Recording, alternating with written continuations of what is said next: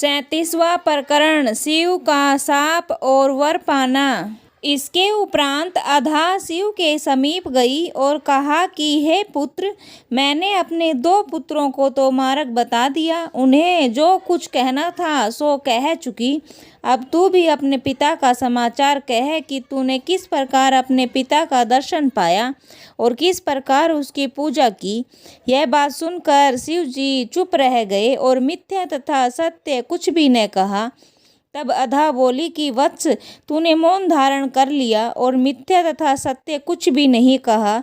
इस कारण तू योग समाधि कर शीश पर जटा रख और शरीर में भस्म रमा। तू क्रोधित तथा तेरा वेश भयानक होगा। तेरे अनुयायियों में जाति पाति का ध्यान नहीं रहेगा और जो तेरे मन में आवे सो मांग ले, मैं तुझको प्रदान करूंगी। तब शिव ने कहा, हे माता, मेरे शरीर में बड़ा बल हो और मैं अमर होऊं। तब अधा ने कहा कि हे पुत्र, ऐसा ही होगा। निदान शिव जी बड़े वीर और अमर हुए। विष्णु तीनों लोक के स्वामी तथा ब्रह्मा की संतान अर्थात ब्राह्मण सब झूठे तथा धूर्त हुए। 38वां प्रकरण कर्म का बदला। विष्णु का शेषनाग से बदला। अब जानना चाहिए कि विष्णु को शेषनाग ने जो कष्ट पहुंचाया था उसके बदले तो शेषनाग का अवतार काली नाग का हुआ। वह काली नाग वृंदावन की यमुना नदी की काली दह में रहा करता था और उसकी विष की ज्वाला से पशु पक्षी इत्यादि सब भस्म हो जाते थे।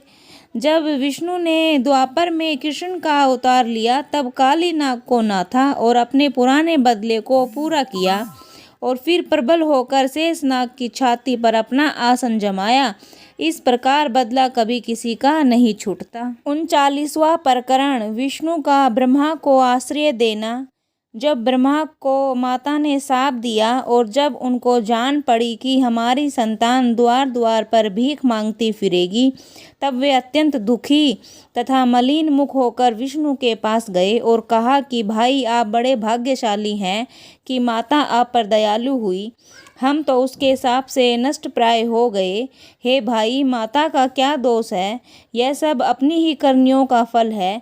तब ब्रह्मा को दुखी देखकर विष्णु ने उनको बहुत कुछ संतोष दिया और कहा कि हे ब्रह्मा, आप मेरे बड़े भाई हैं और मैं आपका छोटा भाई हूँ।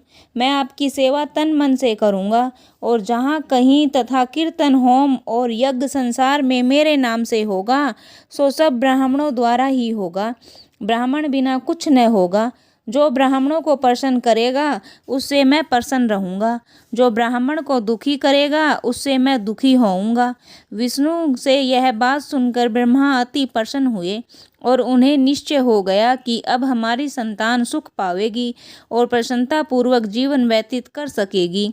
इस प्रकार तीनों भाई अपनी स्त्रियों सहित रहने और आनंद करने लगे। स्वयं निरंजन तो शून्य में जाकर शून्य स्वरूप हो गए और तीनों लोकों का राज्य तथा शासन अपनी स्त्री अधा और तीनों पुत्रों ब्रह्मा विष्णु शिव को सौंप दिया। बस ये ही चारों समस्त संसार के मालिक हैं। 40वां प्रकरण माया सृष्टि की उत्पत्ति का वृतांत। इससे पहले मैंने ब्रह्म सृष्टि और जीव सृष्टि का वर्णन किया है। अब यहाँ माया सृष्टि का विवरण आता है।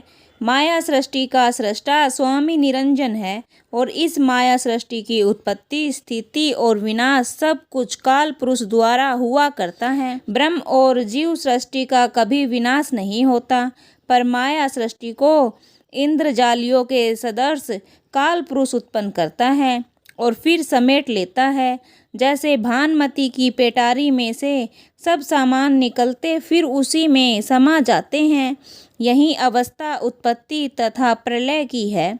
इस माया सृष्टि का सदैव विनाश होता है और जन्म मरण का सब दुख और सुख इसी में है। निरंजन ने जब माया सृष्टि रची तब प्रथम कर्म का जाल बनाया। भयानक तथा रोचक सब इस माया सृष्टि के निमित्त ठहराया और पिता पुत्र अर्थात निरंजन और विष्णु राज्य करने लगे।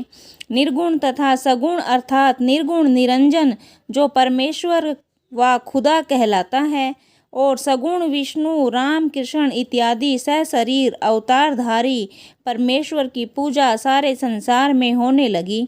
निर्गुण को योगी लोग योग समाधि द्वारा पाते हैं और सगुण विष्णु को समस्त हिंदू, मुसलमान, ईसाई और मुमाई पूजन करते हैं।